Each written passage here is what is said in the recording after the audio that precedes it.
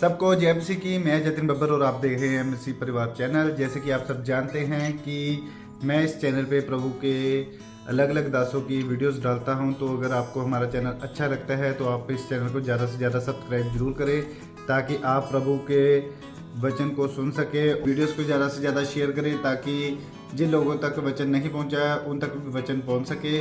सबको जय मसीह की। एक बार मैं आपसे दोबारा कहूँगा कि इस चैनल को सब्सक्राइब जरूर करें और वीडियोस को ज़्यादा से ज़्यादा शेयर करें। जय मसीह की। मैं धन्यवाद करता हूं कि मैं आपकी हुजूरी में हूं, जहां कोई डर नहीं, जहां कोई अंधेरा नहीं। सर्वशक्तिमान परमेश्वर, आज जो कुछ भी आपका आत्मा यहां पे करे, मैं उसे स्वीकार करता हूं। मैं अपने आप को समर्पित करता हूं तेरे कामों के प्रति, तेरे वचनों के प्रति। मैं अपने दिल को खोलता हूं।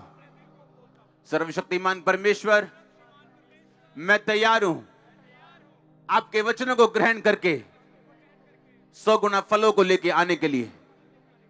मैं अंगीकार करता हूं, आज से मेरी जिंदगी सेम न रहेगी। प्रभु यीशु मसीह के सामर्थी नाम में हम मांगते हैं, आमीन। ऊंचा आशीष ऊंची चर्च। मैंने कहा आमीन, ऊंचा आशीष ऊंची। स्वागत है जीवित परमेश्वर की जीवित हजूरी में। हालेलुया। आप यहां से आज सेम वापस नहीं जा रहे हो। हर वो चीज जो आपके साथ जुड़ी हुई, आज वो एक बदलाव को ग्रहण करेगी। मैंने कहा हर वो चीज जो आपके साथ जुड़ी हुई है, आज एक बदलाव को ग्रहण करेगी। जिन लोगों ने आपको छोटे लेवल पे देखा है, उनका नजरिया बदलने वाला है। मैं आपको यीशु मसीह के नाम में आशीषित घोषित करता हूं। अगर आमीन ऊंचा ये आशीष आपकी चर्च। हालेलुया। स्वागत करो यीशु मसीह के नाम का, उसकी आत्मा का जोर से। हालेलुया। बैठ जाओ अपने शरीर में, बाइबल को उठाओ, अंगीकार करो, मैं इस वचन से प्यार करता हूं।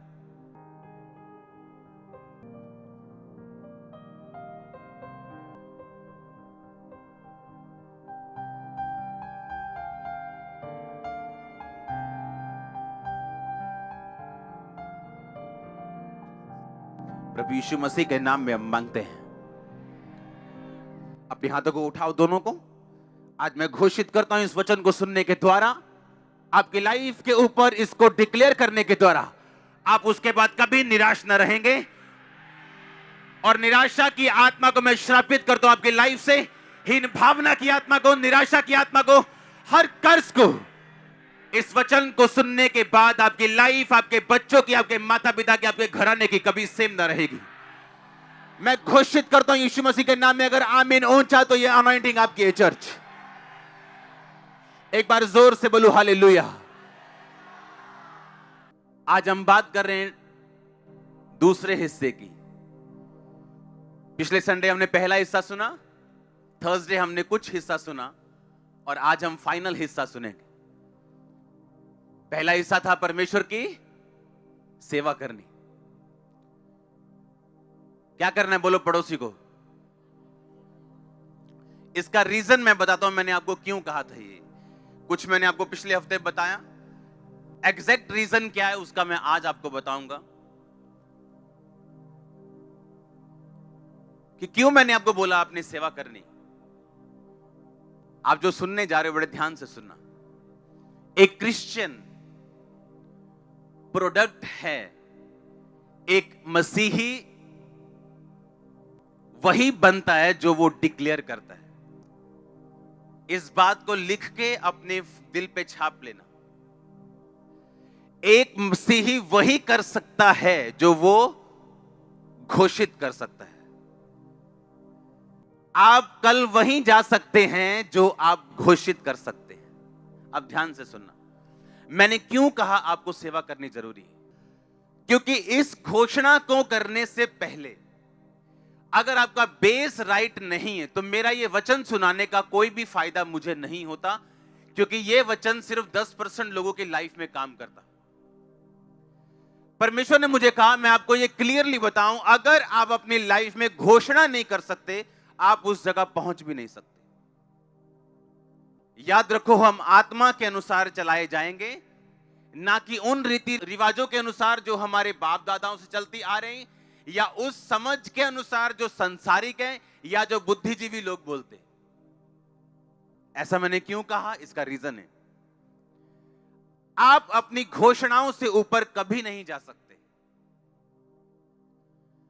आप चाहे लाख स्पिरिचुअल हों, आप प्रार्थना करने वाले हों, आप वचन पढ़ने वाले हों, आप पवित्रताई में रहने वाले हों, अपनी घोषणा से ऊपर आप कभी नहीं जा सकते। ये मेरी घोषणा थी बाय फेथ कि हम लाखों में यहां पे बैठे होंगे।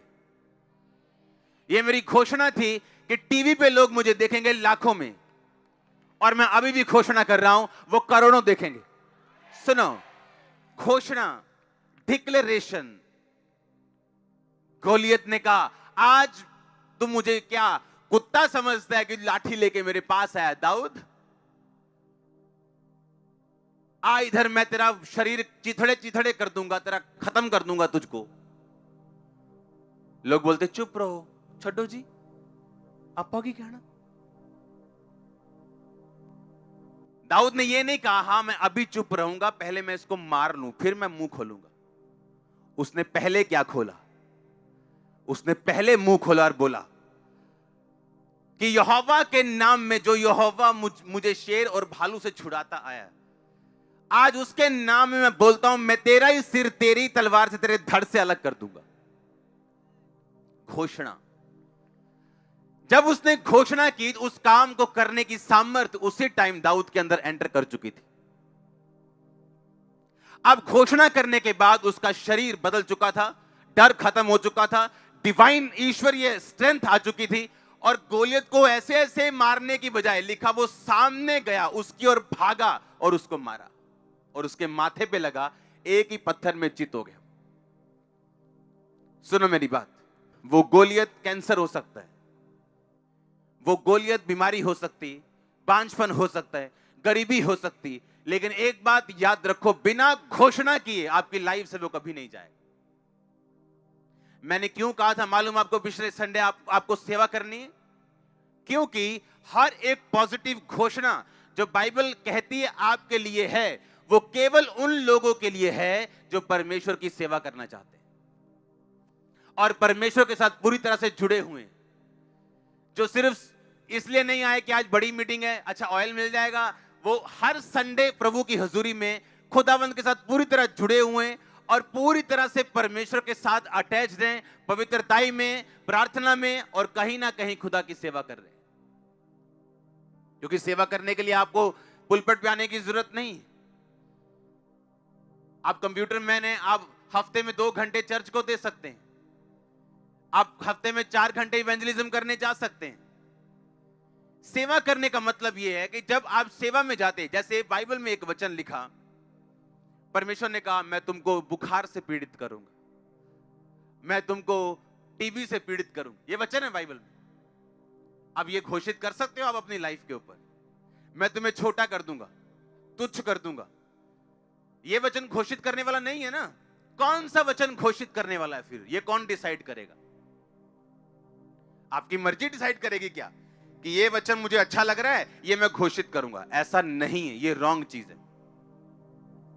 एक बंदा जो यहां पे बैठा हुआ और टाइथ नहीं देता और बोता नहीं है, वो ये वचन पौलुस का घोषित नहीं कर सकता कि मेरा परमेश्वर मेरी हर घटी को महिमा सहित मसीह यीशु में पूरा करेगा।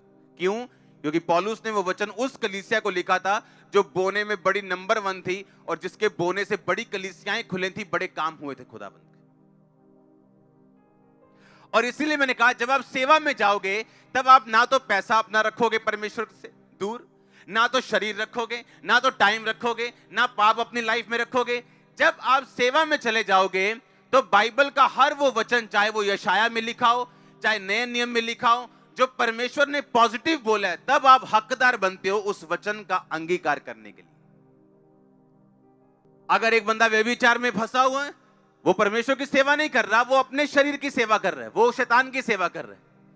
लेकिन जब तुम वैश्या के साथ, किसी लड़की के साथ एक अंग हो जाते हो तो तुम उसी के साथ एक तन हो गए, सब कुछ खत्म हो गया, अब तुम परमेश्वर के साथ नहीं रहे हो। हालेलुया। अब तुम कैसे कह सकते हो मैं परमेश्वर की सेवा करता हूं? तुम तो परमेश्वर की सेवा नहीं करते, क्योंकि परमेश्वर की सेवा करने के लिए तुम्हें अपना तन, मन, धन सब कुछ पवित्र करके परमेश्वर के सामने रखना पड़ेगा। और जब तुम सेवा में चले जाओगे तो बाइबल बताती है वो पॉजिटिव वर्ड्स जो बाइबल में लिखे गए, आप उन्हें समझोगे कि वो मेरे लिए लिखे गए और आप उन्हें क्लेम कर सकते हो और डिक्लेयर कर सकते हो। आप जानते हैं दूसरी बात मैंने अब क्यों कहा कि आपको अंगीकार करना जरूरी है। वीरवार मैंने बताया था कन्फेशंस एंड डिक्लेरेशन, यानी अंगीकार करना और घोषित करना। घोषित करना मैं आज आपको सिखा रहा हूं, वीरवार मैंने सिखाया था आपको अंगीकार करना जरूरी है। क्यों? मालूम क्यों अंगीकार करना जरूरी? मान लो एक विश्वासी है, वो वचन सुन रहे हैं, अगर मैं अकेला आपको यह बताता आज की घोषणा करनी है, अगर मैं आपको कन्फेशंस ना बताता, अगर सेवा करनी ना बताता, अकेला ये बताता अच्छा घोषणा करो रोज ये बातें हो जाएंगी। अब वो घर में जा रहा है, घोषणा कर रहा है कि सब बातें मिलकर भलाई को पैदा करती जो मसीह, हाँ सब घोषणाएं, उसके कोड़े खाने से मैं चंगा हो चुका हूं, जिस आत्मा को यीशु मसीह ने मुर्दों में से जी उठाया वो मुझ में अगर वास करता है मेरे शरीर को जी उठाएगा, सब घोषणाएं कर रहा है। पर बाहर आके जैसे उसकी ताई पूछती है, ओए तू चर्च जाना है ना ताई? उन घोषणाओं का कोई फायदा नहीं। घोषणा एक ऐसी स्थिति आ चुकी है, एक ऐसा पॉइंट आ चुका है आपकी लाइफ की, ऐसी पोजीशन है जहां से आप घोषित करोगे कि मैं नंबर 1 होने वाला हूं, तो आप नंबर 1 होंगे। पर उस लाइन तक, उस पोजीशन तक पहुंचने से पहले यह पार करना जरूरी है। इसलिए मैंने कहा अंगीकार करना जरूरी। क्यों? जब आप अंगीकार करते हो कि परमेश्वर मेरा परमेश्वर है, यीशु मसीह मेरा परमेश्वर है, और लिखा जब तुम मनुष्यों के सामने उसे मान लोगे, मुझे लोगों के सामने मेरा अंगीकार करोगे, मैं दूतों के सामने तुम्हारा अंगीकार करूंगा। सुनो इसका मतलब क्या?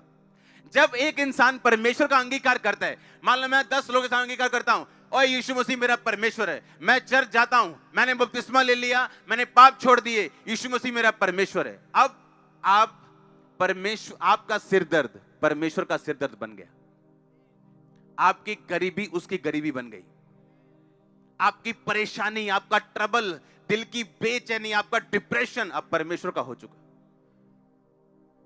अब परमेश्वर को मालूम है, ये घोषित कर चुका शरेआम कि मैं इसका परमेश्वर हूं। जब आप घोषित कर चुके शरेआम, क्योंकि वो घोषणा अधूरी है जो आप बंद कमरों में करोगे और शरेआम परमेश्वर का इकरार नहीं करोगे, वो घोषणा नहीं, क्योंकि वो घोषणा आपकी ब्लॉक हो जाएगी जब दूत ये देखेगा कि बिना अंगीकार के घोषणा की गई किसी काम की नहीं। और जब बाहर अंगीकार होगा, आपके बॉस को आप बताएंगे मैं यीशु मसीह को मानता हूं। बहन जी कितने चल रहे हैं? आप बता के आएंगे चर्च जा रहे हैं। आजकल तक कोरोना वायरस चल रहा, चिंता कोई नहीं, उत्थे खत्म हो जाना। हाँ आप बता के आओगे, आप भाई नहीं बोल के आओगे मैं काम चल रही है, भूआ वाल चल रही है, वांडे चल रही, जिथे भी चले पंजाबी च। हाँ क्योंकि जैसे ही आप अंगीकार, सुनो मेरी बात, अंगीकार जब मैं करता हूं या आप करते हैं, होता क्या है, हेवन आपकी रिस्पॉन्सिबिलिटी उठाते हैं, आप स्वर्ग की जिम्मेदारी बन जाते हो। आपने अंगीकार किया कि वो मेरा परमेश्वर है आपकी लाइफ सेवा में, और आपने अंगीकार किया, 2 बातें हो गई।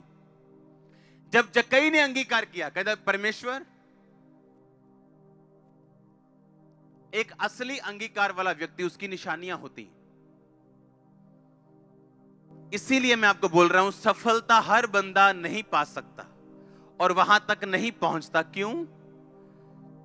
क्योंकि बाइबल सिर्फ एक जादू और टोनों की पुस्तक नहीं कि आप एक वचन उठाओगे, उसे 100 बार बोल लोगे तो आप ठीक हो जाओगे। तो हम में और दूसरों में फिर कोई फर्क नहीं। ये एक रिलेशनशिप है खुदा के साथ, एक रिश्ता, एक नाता है, और वचन की नॉलेज पर निर्भर करते हैं।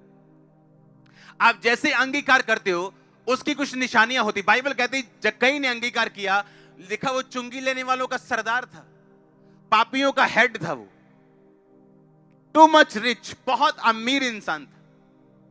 और लिखा जैसे ही उसने यीशु मसीह का अंगीकार किया कि तू मेरा परमेश्वर है, उसने कहा मैं आधी प्रॉपर्टी कंगालों को देता हूं। अगर मैंने किसी से 10% ले लिया, मैंने 2.5 लेना था, 7.5% मैंने ज्यादा ले लिया, मैं उसे 30% वापस करता हूं। सुनो मेरी बात, हर बंदा जो रियल अंगीकार में है और रियल उद्धार में है, अपने पैसों को कभी परमेश्वर से पीछे नहीं रखेगा। यह उसकी निशानी होगी,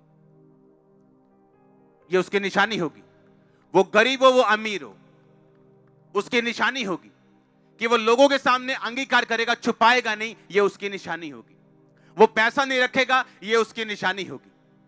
वो अपने बच्चों को सेवा करने से नहीं रोकेगा, यह उसकी निशानी होगी।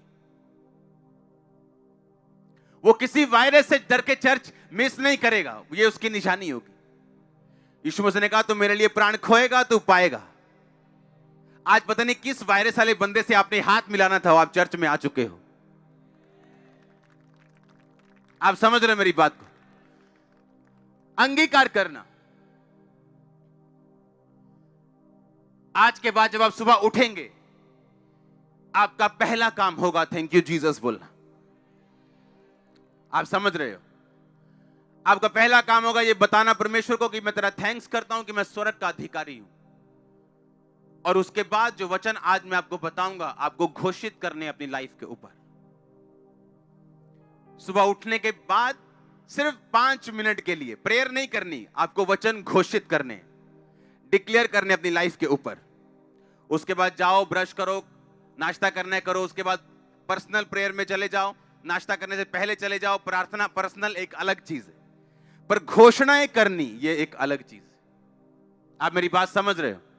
बिना घोषणाएं किए आप अपनी लाइफ में उस लेवल तक नहीं पहुंच पाओगे जहां तक आपको पहुंचना है। आप प्रोडक्ट हो अपनी घोषणाओं का। अगर आप घोषणा नहीं कर सकते पब्लिकली, आप पब्लिकली रिजल्ट भी नहीं ले सकते। आपको शर्माना नहीं, आपको घबराना नहीं। मैं घोषणा करूंगा, अगर ना हुआ तो क्या हुआ, नो प्रॉब्लम। आज नहीं होगा, कल होगा, परसों होगा, वो होगा ही होगा। सुनो, यीशु मसीह ने एक आपको एग्जांपल दी बाइबल में। उसने कहा मेरा राज्य एक बीज के समान, जब जमीन में बोया जाएगा और बोने वाला रात को सोएगा, दिन को उठेगा और नहीं उसको मालूम होगा कि कब उसमें से अंकुर फूटे, कब उसमें से वो निकले, कब वो पेड़ बन गया। आप कर सकते हो ऐसा? आप जितना मर्जी चिंता कर लो, बीज के पास बैठ के आप उसको फुटा सकते हो? आपको वेट करना कि नहीं? प्रभु पे भरोसा रखना है कि नहीं कि ऐसा होगा? आमीन। सेम डिक्लेरेशन में ऐसा है। आपको मालूम है एक चीज मैं आपको बताता हूं, यीशु मसीह का इनकार कर दिया गया लोगों के द्वारा, उसको क्रूस पे चढ़ा दिया गया। हां, हुआ कि नहीं हुआ? आपने कहीं पढ़ा वो उन लोगों को कैंसर हो गया हो, लोग मर गए हो? नहीं सुना ना? यीशु मसीह के जाने के कुछ साल बाद एक राजा ने यरूशलेम पर अटैक किया और उस खुदा के मंदिर को ढा दिया और सब लोगों को बंदी बना लिया। यह उनकी सजा थी यीशु मसीह का इनकार करने की। यीशु मसीह ने कहा मैं क्रोध करने में विलंब हूं। ऐसा बड़ा पॉसिबल है कि आज एक बंदा व्यभिचार करे और कल उसको कार मिल जाए, अच्छी नौकरी मिल जाए। यह पॉसिबल है। इसका मतलब यह नहीं खुदा आपके साथ, आपका वीजा लग जाए, आपको बिजनेस ब्लेसिंग मिल जाए, आप बोलोगे परमेश्वर तो मेरे साथ है। नो। 40 साल, 50 साल, 60 साल, 70 साल लग गए उन लोगों को सजा तक आते आते। लेकिन जब परमेश्वर देना शुरू करता है सजा, फिर ऊपर से लेके पैरों के तलवों तक तौबा तौबा बोलता है हर सेल बॉडी का। आप समझ रहे हो मेरी बात? उस टाइम उनको कुछ नहीं हुआ, इनकार कर दिया, क्रूस बिठा दिया, कुछ नहीं हुआ। पार्टियां चल रही हैं, सब तरफ मजे ही मजे चल रहे हैं, कुछ नहीं हुआ। लेकिन बाइबल कहती है कि यरूशलेम के ऊपर यीशु मसीह ने कहा था पत्थर पे पत्थर भी ना छूटेगा जो ढाया ना जाएगा। काश यीशु मसीह ने कहा काश यरूशलेम तुम प्रॉफिट्स को ना मारता। मैंने चाहा जिस तरह मुर्गी पंखों के नीचे अपने बच्चों को संभालती, मैं तुम्हें संभाल लूं, पर तुमने ना चाहा।